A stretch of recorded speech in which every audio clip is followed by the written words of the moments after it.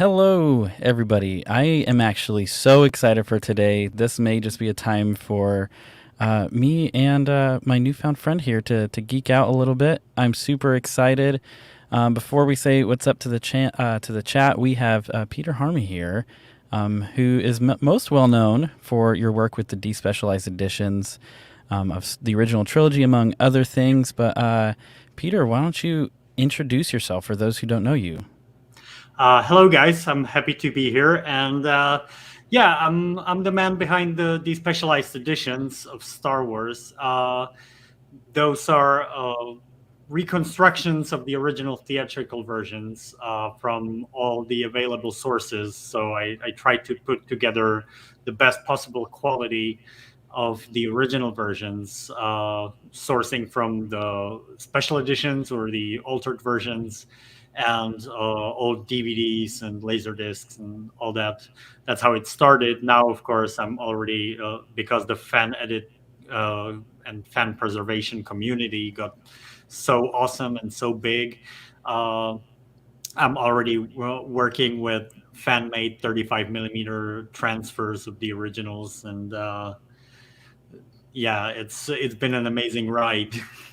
Dude, that is so cool. Like I, and it's funny because we'll get into it, but I remember buying like the 2011 Blu-ray, and I grew up. So my wife, there's two Star Wars nerds. There's my wife and there's I, but she's with our son, our 10-month-old son right now. But I remember my dad, when I was growing up, was showing me the special edition VHS tapes. And then my wife grew up on, I think, like the CBS Fox ones that were released in the 80s here in America. And then, obviously DVD, all this stuff. So watching the Blu-ray pretty much exclusively, and then finding out about Project 4K and Despecialized and getting, into your work. It's really, really cool. And so first off, just as a fan of what you've done, thank you, man. It's rekindled my love just to go back to how people saw it in theaters, because I didn't have that kind of an opportunity. Yeah, you're welcome, and I never get tired of hearing this stuff. It's so amazing because I don't know that there's many other movies. You would probably know better. I don't know if there's many other movies or franchises where the company behind it and the director visionary himself has changed it so much, through different iterations. Well, there are some, but none so high profile as Star Wars. Like for example, like there are some films that only got director's cut release on Blu-ray. For example, Amadeus is one of those films. And a lot of people actually prefer the theatrical version of that one because the scenes that were added are a bit, they changed the story quite a bit. But yeah, still not on the scale of the changes done to Star Wars. Not to mention all the different versions. Like the first time they changed it was in 97, then they changed it again in 2004, then again in 2011, and then now again in 2019. So Yeah, and it's just made it so interesting, not only for like collecting but just viewing, and people's, I mean, even some pretty major things, like when you deal with, most infamously Han and Greedo. Yeah. Like some people, their only experience may be Greedo shooting first. And so I think like the preservation and restoration projects are extremely important, just because, and I know George wants to kind of like change things, but I think it's important to see things how they were intended to be seen. I'm going to say what's up to the chat here. We have Solonic, what's up, man? You just said nice. Yes, that's how I feel too. Aiden, what's up, man? The Padawannabe, hey, man. Darth Weavin, T Money, Rob Suave, what's up? Average, what's up? Matt Risman, how's it going? Oh, and my lovely wife with my son has showed up. I love this too. I love this too. So, um, what we might do in a moment is I might, in a few minutes, I might actually pull in a clip, just comparing. I found somebody who's done. There's so many people who've done these like Hmm. comparison works, Yeah. Yeah. especially with like the Disney Plus edition, and I think it was like a earlier version of Despecialized.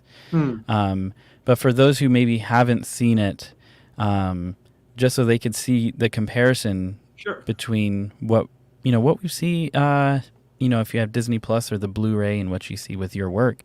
Yeah. But while I'm even queuing that up, how about you just start with like, it's kind of hard to remember this maybe, but like how you got introduced to Star Wars and how this journey all began for you.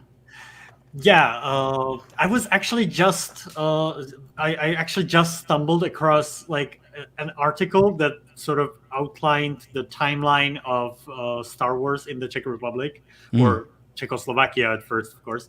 Uh, and I saw there that the first broadcast of Star Wars on Czech TV was in 1994.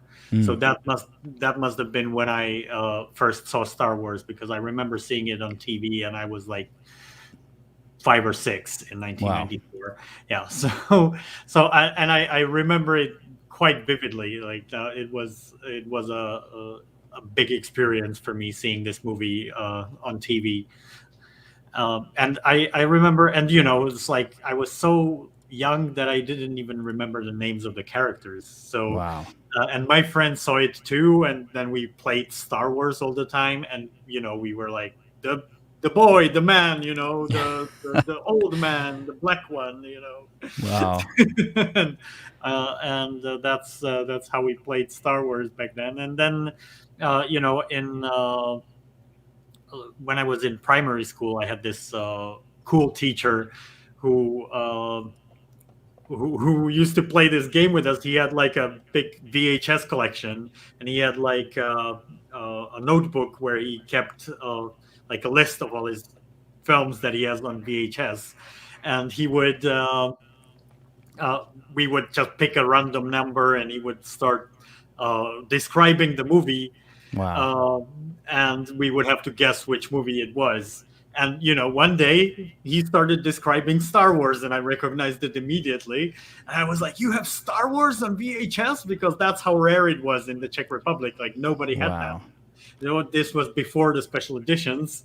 So when in 1997 we did get a release of Star Wars in theaters and then on VHS, and there were some releases of Star Wars on VHS in the early 90s, but they were fairly rare. So, like for example, I lived in a small town, and my local video rental store didn't even have Star Wars. Wow. So they had like the new titles, like Jurassic Park and Terminator 2 and all that, but they didn't have Star Wars. So yeah, I was super excited, and I was actually, and back then this was the only way to get certain films. I was actually able to copy off of his VHS and get my own bootleg copy of Star Wow. Wars. Wow. That And that's yeah, awesome. sorry, go ahead. No, you're good. Yeah. Yeah. And it's and I should probably preface this by saying that we Czech Republic is a post-communist country, so we until the revolution in 1989 we didn't get any American entertainment, because those evil imperialists made propaganda movies Yeah. that we shouldn't see. So I'm basically the first generation of Czech Star Wars fans, because we only Wow. got Star Wars in the 90s, and yeah, it was really really difficult to even get it and get to see it. And I only recently found out that there was, or I've heard about it, but I saw this documentary that before the revolution there was like a big black market with uh, American films on VHS, but they were like dubbed by a single person like Wow. simultaneous translation, just someone in their basement.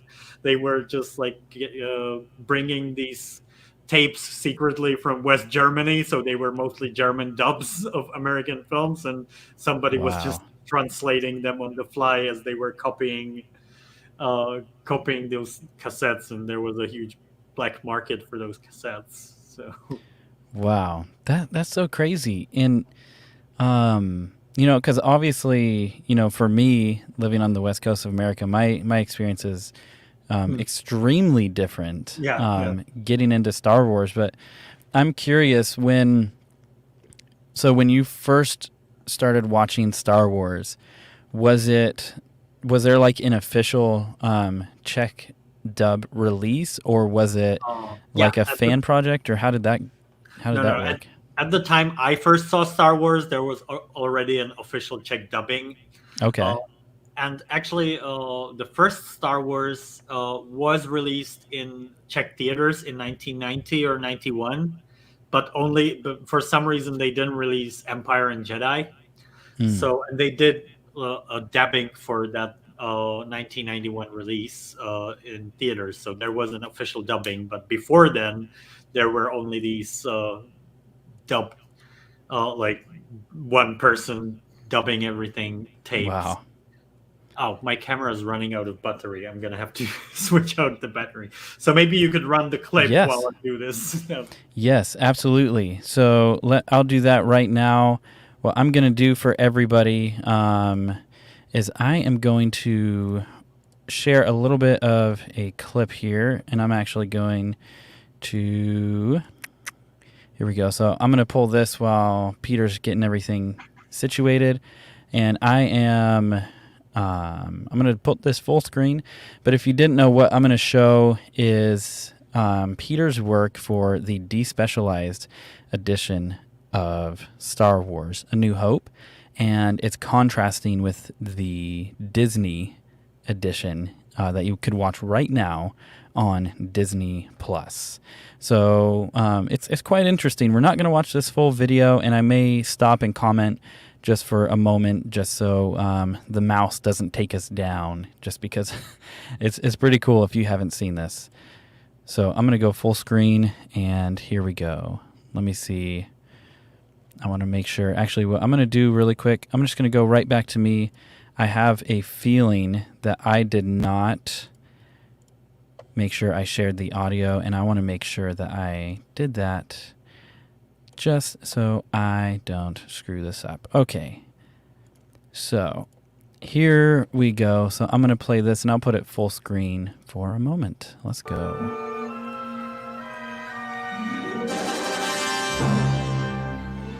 Mos Eisley Spaceport. You will never find the more wretched hive of scum and villainy. We must be cautious.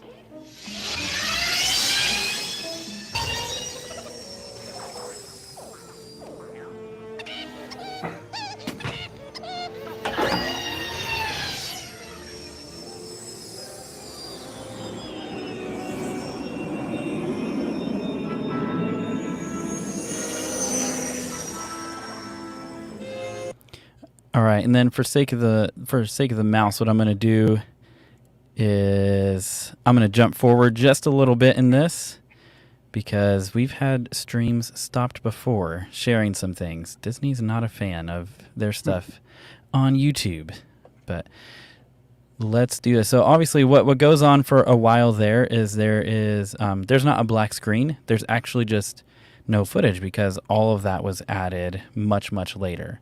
So we're going to show just a little bit more here, and then we'll talk more about it.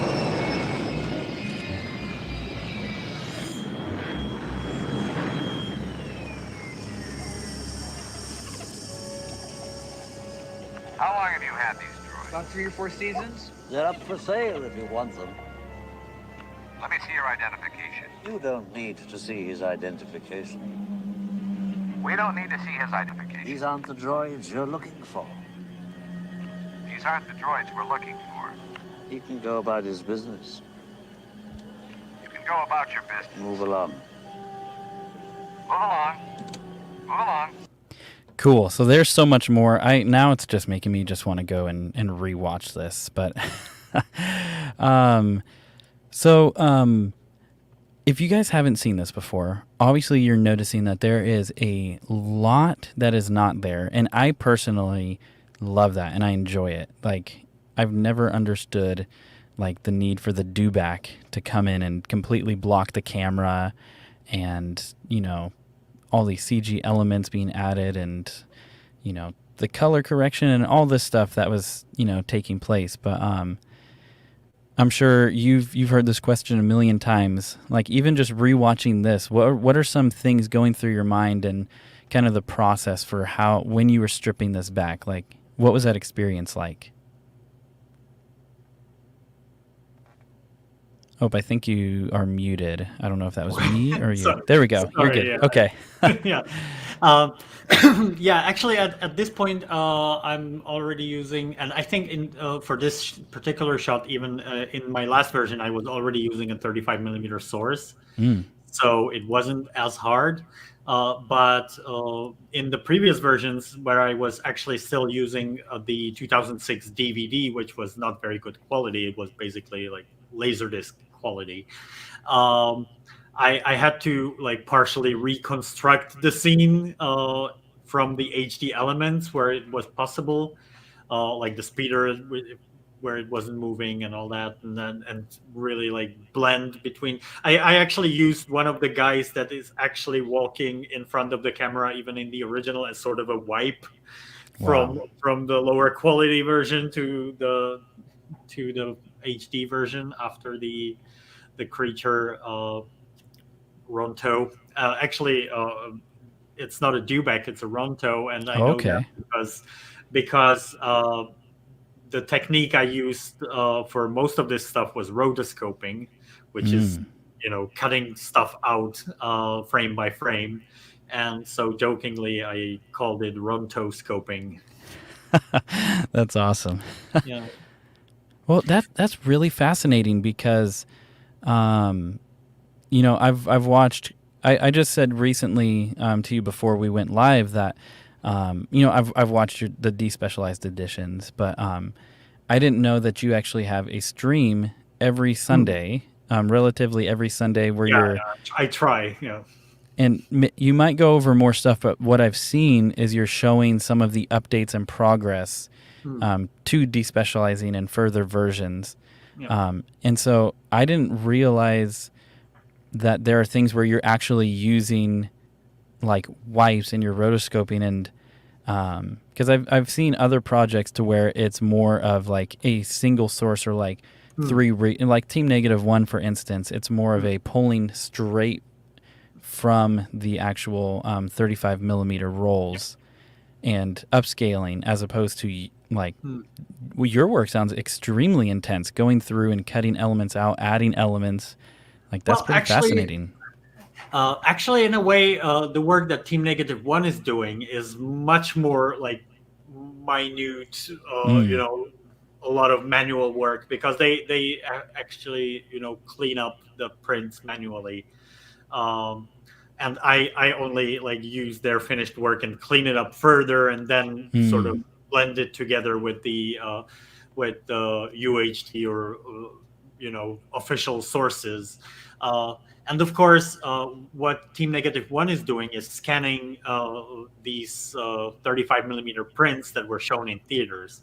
And the Okay. problem, and it's for me at least at this point, the Team Negative One version is the best out there, including mine. Like I think their version right now is definitely better than mine, because it's fully 4K original version, uh, with none of the changes, and I really, for my personal viewing, I really enjoy that, but it can be relatively improved upon in terms of getting like a professional looking transfer, because Mm.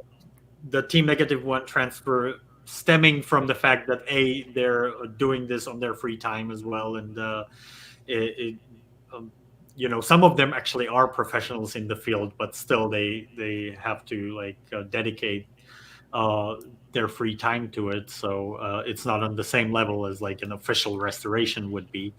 And B, their sources are prints, and prints are like 4 generations removed from the original negative, whereas Mm. the scans that are used for like the Disney Plus version are actually or supposedly sourced from the original negative, but at least sourced from some, younger generation source than the theatrical prints that are available to the fans. So combining that with the highest quality sources from the prints should probably yield a more unified, professional looking result in the long run. Yeah, and it's been really fascinating, like watching your work and Team Negative Ones as well, to just see um, just that behind the scenes of how these projects work. Hmm. And I have one area in particular I want to touch on, but before that, I have two questions. One actually came in via text. Somebody texted me, and then Hmm. I have another one here in the chat, and I think both of these are very, very interesting. So this first one from Padawannabe says, I wonder if it was difficult for him to get used to hearing actors in the movie with their real voices with this past experience. So drawing back to the Czech dubs, what was that like for you to then do so much work with the English translations? Because like the most nostalgic for you, I'm Hmm. assuming, is what you watched in your native tongue. Well, in a way, like I do have a lot of nostalgia for the original dubbing, but at the same time, I'm not a big fan of dubbing in Mm. general. Um, so I had no problem switching to the original English, and I remember, like the I had the special edition tapes later, and they had this, behind the scenes documentary at the beginning, which was subtitled, and I was like super excited that I could actually hear bits of the scenes in the original English. Oh, Uh, cool. so as soon as I could get my hands on the original English version, I was super excited to be able to do so. And even before that, I actually got my hands on a German version because again, like I didn't get through the whole history, but I had the original Star Wars film on VHS copied from my teacher, like I Hmm. said. But then I only got Empire and Jedi in the special edition versions when the '97 special editions came out.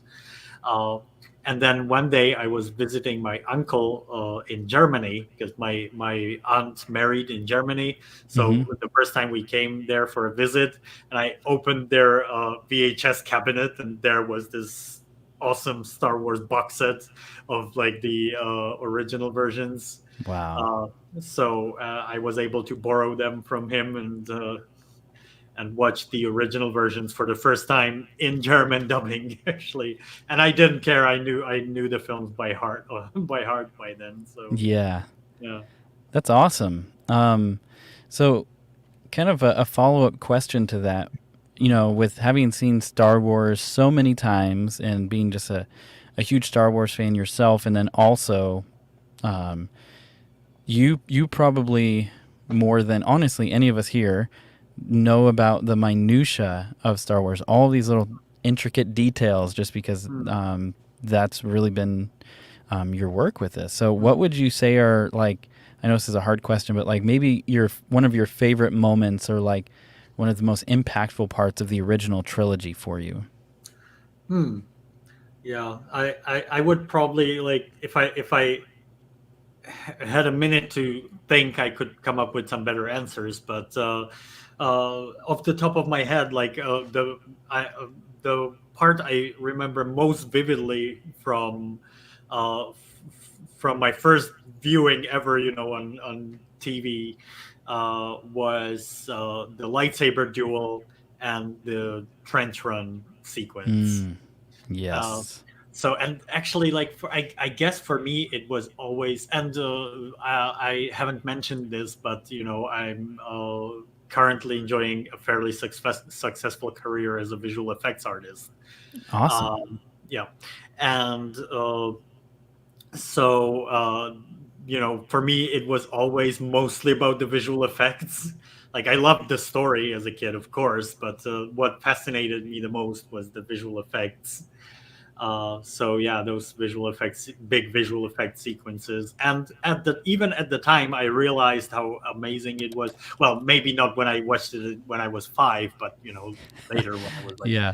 10 or 12, that I realized how awesome it was that they were able to pull this off without like computer generated imagery, because Mm-hmm. even then, like in 1997, when the special editions came out and they added all this CG stuff, I thought it was kind of lame because I was already used to CG, even though in from today's point of view it was still in its infancy in a way. It was already for me something that was like, yeah, like CG. It's like that. Well, you do it on a computer. Working in the visual effects industry now, I know it's way more complicated than that. But Yeah.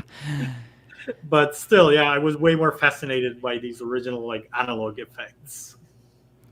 And that's, I mean, even when I go back and I watch Despecialized or 4K, or even honestly, if I'm watching, the Blu-ray Hmm. releases and stuff like this, I'm still blown away by what they accomplished. Hmm. Because if comparatively, when you look at films released in the same time frame, Hmm. Hmm. you have 2001: A Space Odyssey, which has really incredible effects for its time, but it's like it was truly groundbreaking, and Yeah. there's really nothing like it that changed cinema in such Hmm. a extreme way. Yeah. Yeah. And Yeah. And, sorry, I keep you're good. interrupting. Yeah, I was gonna say like 2001 has like really good effects for its time, but they're more in the like magic trick realm than like visual effects realm, which was the tradition at all since the beginning of movies until Star Wars, really. Like Star Wars, I think, is the first big visual effects movie. Like that's Mm. they did, of course, like in 2001 and many others, they did some visual effects already, but most effects were sort of more like magic tricks than. And I don't mean like real magic, but like stage magic. Okay, I'm so Star Wars was real magic. I'm almost thinking of like an alternate reality Star Wars with like George doing like magic tricks on Yeah. camera. That would be that'd be so funny. Jacob says this, and I've seen this. The old Czech dabbing, non-single person fast dabbing is also very funny in some transitions. Ask Harmy about C-3PO talking to Luke about Spielberg. Yes, I saw your I saw your video on this. This is so Yeah. funny. So for those who haven't seen it, do you want to just briefly explain what Sure. this is? Sure. Yeah.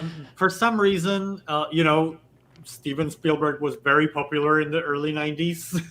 And so for some reason, the translator decided to, in the scene where Luke, Luke and 3PO first talk, uh, and he asks him, have you been in many battles? And he's like, I'm not very good at telling stories. And in the Czech dubbing, he says, I'm not very good at telling stories. I'm not Spielberg. That's so funny. Oh, and I love that makes like Steven Spielberg a part of the Star Wars universe. Yeah. Yeah. That's so great. Um, so the question I got from via text was asking if there's any changes that George Lucas made in any of the iterations that you actually like, because obviously your restoration project has been removing all of those. Yeah. Are there any that you think are good additions? Yeah. Well, here's the thing. Like, it is my opinion that it's very important to preserve the original version. And as long as that's done, I don't mind the special editions. I think Hmm. any, director's cut or whatever alternate version of a movie has its place, as long as the original, especially if it's an important film like Star Wars, is available. So yeah, there are definitely some very nice parts to the special editions, like the Bespin scenes, the Cloud City being expanded, and even some of the CG additions to the Death Star battle are pretty spectacular, and I actually enjoy the revisited version. Have you ever heard of that? I actually haven't. No. Yeah, so there's this guy called 81. He's been around for well, since before me, for Okay. sure. And on the original trilogy.com forum, uh, and he created, well, what he started with was when the 2004 DVDs came out. He was like, I don't like this new version very much, so I want to like just do my own fan edit and get rid of some of the changes I don't like and get better colors, because they effed up the color grading as well on those releases. And as he continued, he started making more and more like changes and improvements, and Hmm. in the end, it's like a super special edition. He Wow. gets rid of some of the like well, it's subjective, but I would say bad changes in the special editions. But he adds a lot more. Like he fixes all possible continuity errors, and he Wow. enhances the space battle at the end even more. And then he did Empire as well, and he took like 10 years to make Empire, Whoa. and it's so worth it. Like it's amazing. Like Star Wars was done fairly quickly, and it's DVD quality, and he's working on like an updated 1080p version of that as well. But his Empire is just amazing. It's Yoda now has articulated mouth, and Cloud City is expanded consistently, because one of the things about the special editions is that a lot of the changes were done pretty sloppily. Hmm. So even though I like the how some of the Cloud City stuff was expanded, you have this one shot that is like a wide shot, and they walk, and there's they removed the wall and added like a window into the wall, and then in the next shot you can still see that wall, and it's there. Like they Hmm. they only did it for one shot, and then in the next shot they didn't do it. Same for like for example, a really stupid change in the Blu-ray version was when they added those rocks in front of R2. Yep. And then you have a shot where at the place where the rocks were in the previous shot, and they're not there anymore. So it's like stuff like that. And so 81 fixed all those errors, and expanded the movie in some incredible ways. Like the Battle of Hoth is just 3 times bigger now. Wow. It's pretty amazing. And for me, this as an alternate version, as a I've seen the Empire Strikes Back like 50 or 100 times, so I don't mind at all. Like the next time I watch it, if it's a different version, it makes it more interesting. The problem I have is if I want to watch the original version that I grew up with, I can't. So Yeah. that's the problem. But I don't mind the special editions. I think there are some fun parts about them for sure. And if we had the original, I would definitely be looking forward to each new special edition. Like, I wonder what they'll add this time. That's gonna be fun. But Yeah. but the way it is, it's like, I wonder what they're gonna add this time. And yeah, that's what's that's exactly how I feel. And I see Doug said this as well. Doug 209 said history revisionism is what Mm, concerns us. yeah. And that's exactly how I feel, because I've always watched Star Wars and enjoyed it, and There was a time where I knew things changed, and I was like, okay, George changes things. I don't really understand why. But then when I started actually looking into what was changed, stuff started to not exactly make sense. And then when I was like, I want to go back and watch things how they were, I found it was the farther back you go, it's increasingly difficult to see things. Yeah. And that, like you're talking about preservation, film preservation, I'm like, like there's only so many copies of things in physical media, and I love physical media. Yeah. And it's like at a certain point, if everybody's just relying on digital mediums to view everything, like you don't really know what you're watching. Like in particular, the scene with Han and Greedo, and that one, it has flip flopped so much back and forth. Where even they added McClunky, to the Disney Plus version, It and makes no sense why they keep changing it. Like, I don't know. yeah, and it's I remember like for the first time seeing how it actually was viewed in theaters. Yeah. Like it should have just stayed like this, and I've heard even if I remember, I've heard George say why he changed things, but it's like at the end of the day, it's like I like seeing the original. Yeah. And you brought up something, because I'm in this mode right now of I want to collect every physical copy relatively. I know that's a dangerous thing to say because it starts expanding very quickly. Yeah. But recently, I've started looking into Laserdisc. Just the medium fascinates me. It's something I never grew up with. Me too.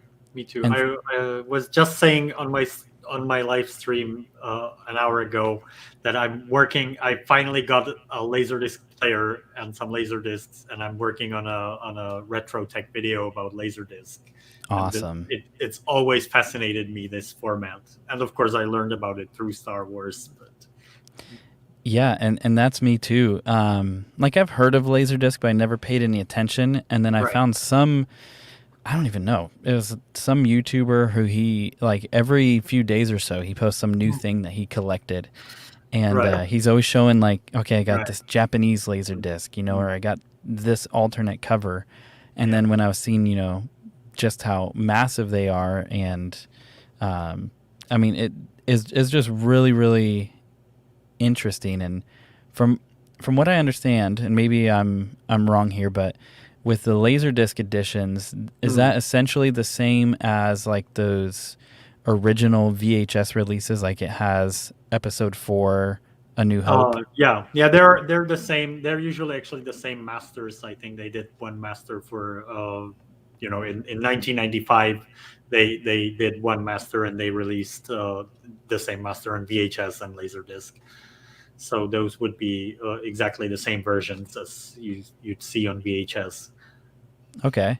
Yeah. Cool. And I'm seeing look at this, the chat. Laserdisc were crazy big, took up more space than albums. Yeah, they're pretty big. Now I'm like on the hunt. I'm like, okay, but then it's an expensive thing to by get the way, into. this YouTuber you were talking about, is it Nathan B. Butler? Yes, I believe it is. Yes. I've been watching his stuff too, and we're friends on Facebook actually. Awesome. Yeah, I got to him because I watched a video. He's talking on like a New Hope novelization, the Star Wars novelization, and then I saw all of his releases. Currently, I'm like, wow. He would definitely be someone to invite on a podcast as well. Yeah, I would love to do that, because I've been thinking as well about like there's so many people with incredible collections of things Star Wars, and I would love to just be able to. I mean, if it's live and people enjoy it, cool. But just to be able to start seeing people's collections, because there's Star Wars is impossible to collect everything. There's so much. Yeah, exactly. I was gonna say, when you said you were trying to collect everything, like, have you seen his collection? That's just impossible. Yes. Yes. I've been collecting Star Wars on home video as well, but I actually think I got to a point where I have every official Czech release of Star Wars. Wow. But there weren't that many. There were like 5 different releases on VHS. Um, but Yeah, oh, and and actually, in go the ahead. mail right Hmm. now, I have those speed dubbings from the 80s of all 3 films, like on Awesome. VHS, like authentic. So I'm gonna be doing my next Star Wars home video collection video about those. That's so awesome. And so that's the one where it's a single guy, Yeah, right? Like just going yeah, yeah. through. And Wow. there were many, and I talked to this guy who made the documentary about Hmm. this, and there were like so many versions, and he sent me like, and he's got this down. Like he knows every, like I just mentioned this random, because I told him I was still looking for more copies of like the uh, oldest Czech video releases, and I was willing to trade some of my other VHS for them. And I just mentioned this obscure, VHS that I have, and he knew exactly like what company released it, what years. Like this guy Wow. had it down, and so he's done his research, and so he sent me, uh, and he digitized most of his uh, huge VHS collection, and he has like bits.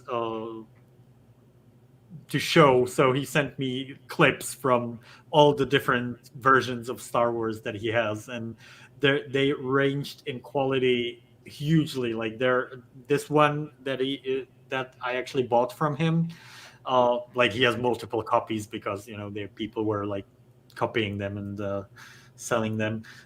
So this one is like really professional translation, and it's like clearly read from a paper. It's not like Mm. translated on the fly. But then there are some that are like literally translated as they go. Like they just listened and translated right away. And sometimes they just made stuff up totally. Like it's so funny to listen to. Obviously, the American audiences wouldn't get the enjoyment from it because they wouldn't understand the Czech. I could try, making literal subtitles for it. You should do and not really. So I can't imagine this. Do a quick dub of the quick dub where you're like quick I could, dubbing I back could, to English. I could do that. That could be really funny. Uh, Yeah, but that, I mean, that alone, when you're talking about film preservation and you're talking about like really keeping a history of what's happened, that, I mean, that copy in particular fascinates me so much because just the history with Czechoslovakia and the Czech Hmm. Republic and really the end of communism in your Yeah, country and the and it's so much bigger than Star Wars. Obviously, it's the a hunger for freedom and Hmm. human rights and all of this. But Yeah, for Star Wars to be such a small piece that people were bootlegging it to get, you could say escapism, yeah, entertainment, whatever. yeah. But to get some sense of freedom, like that's such a rarity to Hmm. have, Hmm. Hmm. like an actual copy of that. That's so amazing. Yeah. So there's some other stuff. People are, there's a few comments about Yeah. Laserdisc, which is awesome. Padawannabe again asked, curious if the dubbing tried to sound like different characters with only one person, or was it more just like an audiobook? Yeah. No, it was like usually very monotone. Just it Yeah. was sort of subtitles read aloud in the good versions. And actually, like in Poland, and I'm sure they have this culture too because they are also a post-communist country. So they probably had the same thing, but there they actually still have it. Like the way they watch movies is with they call it a lector, and it's exactly this, like one guy reading the lines in a monotone voice Wow. over the original audio. And I can imagine, like, if you're used to it, it can actually be better than subtitles in a way. Like, Mm. if you don't speak the language, of course, like for me that would be super distracting because I can speak English, so I don't need subtitles. But for someone who doesn't understand English, because I'm always like, when I watch something, say with my parents, and they want to watch the dubbed version, and I'm always like, I don't want to watch the dubbed version, but I totally understand why they want to, because reading subtitles sucks. Like when Yes. I watch, when I watch a Spanish film, for example, or a German film, and I have to read subtitles, it's I like, I can follow what's going on in the movie, but I can't enjoy the visuals because Hmm. I have to focus on the subtitles. So I can totally understand how this is sort of best of both worlds in a way, because you Yeah. get the original audio and the original actors' expressions and everything, but and you get the translation without reading the subtitles. So it can be pretty good, I guess. Yeah, and I'm the same way. Like when I watch foreign films, especially growing up, my family hated it because they're like, we, for them it was less of like, I don't want to like engage that much. I Mm. just kind of want to watch things. Yeah, But yeah. I remember as a kid, when I really started getting into film, I would go to like the like there was this store called FYE, it was this massive, basically movie warehouse, and so Mm. I had this whole system where I would go and like spend all my allowance or whatever money I had on movies, and I would try and Mm. get them from all these sections. And I started getting all these to us, foreign films, and Yeah. I would watch it with subtitles, and then I would watch it right after without. So I, even though I was like, I kind of know what's going on, but so I can Mm. actually just watch what was Yeah. happening. And Yeah. so I can see that's actually very fascinating, just because Mm. there's nothing like that Yeah. over here. I mean, there's dubs, but it's like Mm. that. I like that a lot. So I'll draw up one last talking point for chat, and then I would love for you afterwards. We can talk about how people can stay connected with you, Mm. watch your work, all of this stuff. I do know the biggest thing is, do not pay for Despecialized. Don't go and buy Yeah. it. I see. I can't. I know the pain of it. I can't imagine what yours is. I see people on Reddit all the time trying to sell stuff, and Yeah. Yeah. I'm just like, ah, I okay. was just saying in the stream, like, I sort of gave up on it.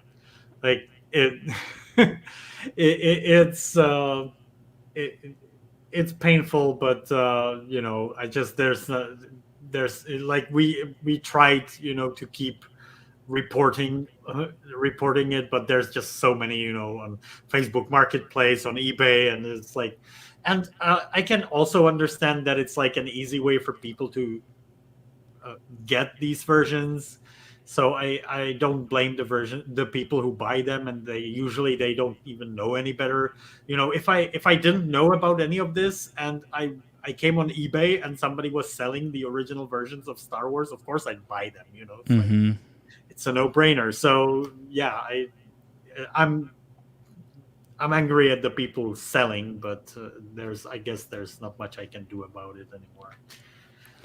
Yeah, exactly. And it's it is what it is. But at least we'll be able to, for the few watching here and few later, if more people can find out about it, to be able to watch the original Hmm. movies the way they're intended to be watched, and not basically kind of get duped by scammers Hmm. trying to make a quick Yeah. buck.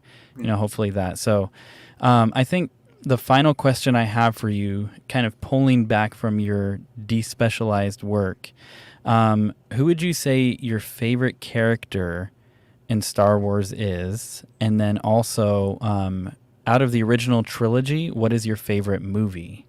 Hmm. Yeah. So my favorite character, I would have to say at this point, is Han Solo, Awesome. for sure. Like when I was a kid, of course, it was Luke.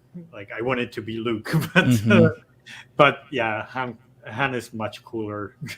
Yeah. so so yeah, Han for sure.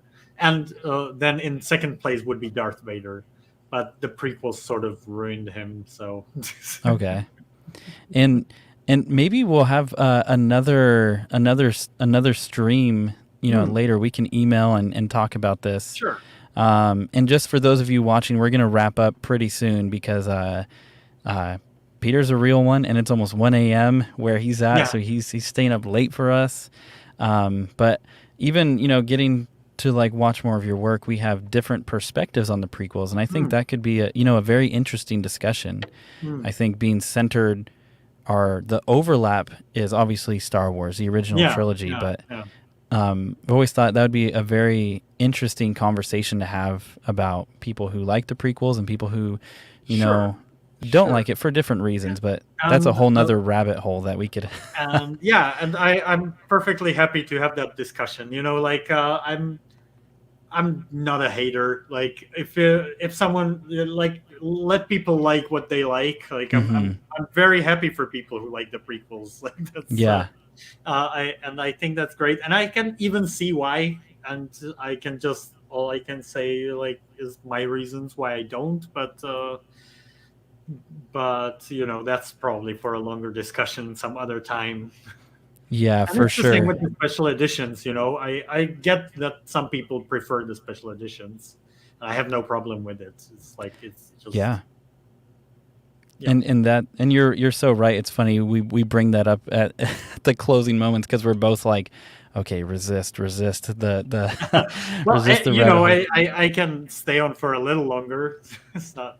Well, let's do this. There's some people I know that would be totally open for that kind of a discussion. So I would rather give it the full space, I think, All right. because we could talk about a lot. We could talk about special editions versus the theatrical releases, prequels versus original trilogy, kind of just differing viewpoints. That would be fascinating.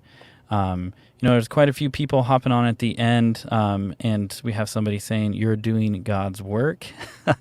That's awesome. Pat Wannabe, I'm extremely interested in this. I haven't seen anything close to the originals for too long. I miss them. Legend. Thank you both for the work you do. Mando Mike, thumbs up. Who I saw your chat earlier. You said you're Ukrainian from Australia, like you're living in Australia now. So that's really cool. Connecting. But obviously, I said it at the beginning, but I do want to say again, first off, thank you for coming on here. This was a lot of fun chatting with you. I've Happy really to do it.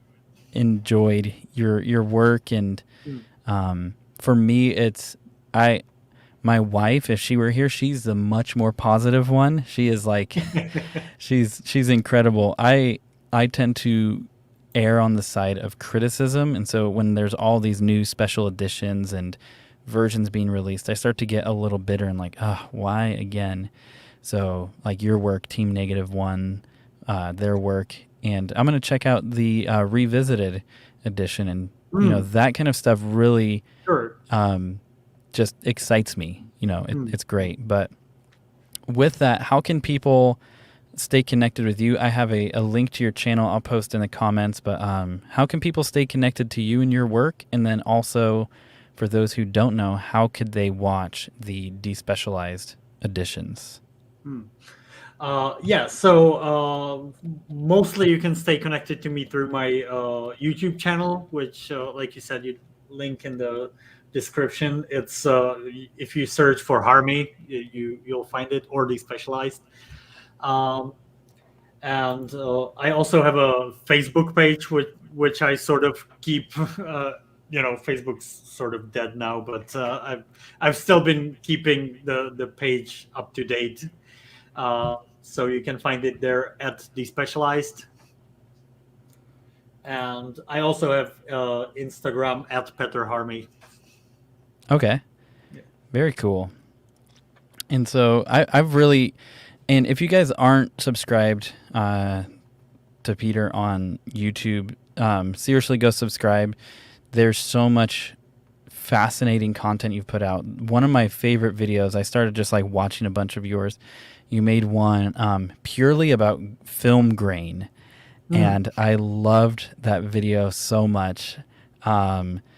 It's, I mean, just with, I was telling you, my work for a church doing graphic design and some a little bit of video editing, nowhere near on the level of visual effects artist and stuff. But I'm behind a computer, and all day long. So looking at noise and grain in film, like, and the way you even compared different versions and all of this, I geeked out. I'm like, this is my content. This is great. Yeah. Yeah, grain is a difficult subject, and it's very subjective as well. Like I and you saw the video, so I was probably talking about it there. But I have these two camps. There are people who want to keep all the grain, and there are people who like erase all the grain. And where I'm at is somewhere in the middle. Like, get rid of the grain and put some of it back. Yeah, and for those of you who are still here, right after this, go subscribe to his channel, watch the video on the grain, because it fascinated me. Because another project, Team Negative One, they have like two versions essentially, kind of with and without grain and all of this. But watching yours, like denoising and then adding a consistent layer of noise over that, I was like, wow. It's one of those things when I'm watching, I didn't notice that, but then to see you deep dive into the process, like, it's so cool. And of course, part of it is that for this new version, I'm using the Disney Plus version, or the 4K Blu-ray, and that's been denoised all the way to death. So I have to sort of match my sources to that, and then I want to add a little bit of grain so it doesn't look like video. I want it to look like film. So awesome. So what is maybe even a starting point? What is the best way if people are like, I want to watch Despecialized? Like, what's even the starting point for people to do that, for those who don't know? Right. On the Facebook page I mentioned, there's a link that is, and it can be a little it can seem a little intimidating, because I can't just put it on YouTube. So that's just that they would get erased immediately, and all these platforms like that are pretty much the same. So it is a little bit of a process to download Despecialized, but there are very detailed instructions, which I think my grandma could probably follow. So Awesome. but they might seem a little intimidating because they're long, but they're actually in the end it's very simple. So you can find this link. It's a pinned post at the top of my Facebook page. Awesome. Cool. And I knew that was going to be the direction, because that could be a whole video in itself, just talking about how to access the content. But and of course, it's available on all the places where pirates keep their ships and stuff. just where people mass share everything they have. I didn't post it there, but it got reposted there, so it's available. Yeah. The biggest thing, everybody, is do not pay eBay, do not pay some seller, don't look on Marketplace, don't do all that, just because that's not him. You're not buying it from Peter. You're not like, hey, I'm supporting the project. Oh yeah, for sure not. Yeah, I get have a Specialized and from those sales at all. And you do have a Patreon where where people can support you if they would like to. Yeah, and I always try to stress that the Patreon is for my YouTube channel, not for Despecialized, because like I said, I'm not trying to make money on Despecialized, but of course I put a lot of time into my YouTube videos, and so every little bit helps, and I can buy better computer parts and better monitors and everything. So I'm very grateful for all the support on Patreon, and you can find me there as Harmy Film, actually. Okay. Yeah. Awesome. Well, we're coming right up just like as of this very second at the 1 hour mark. What we're going to do is we're going to end the stream, but I so appreciate you hopping on and having this conversation. I know just for me personally and my wife, we're going to keep really enjoying your content, and we'll be connecting. And, I think it'd be cool to have one of the conversations we brought up about prequels and Specialized Edition. Awesome. Well, thank you so much for everyone being here. I truly hope that everybody goes and checks out Peter's work, and that you subscribe and support in any way you can. And if anything, watch the Despecialized editions, because they are a treat. They truly are. But thanks everybody for being here. That's going to be it for today. And have a great rest of your week, everybody. Thank you.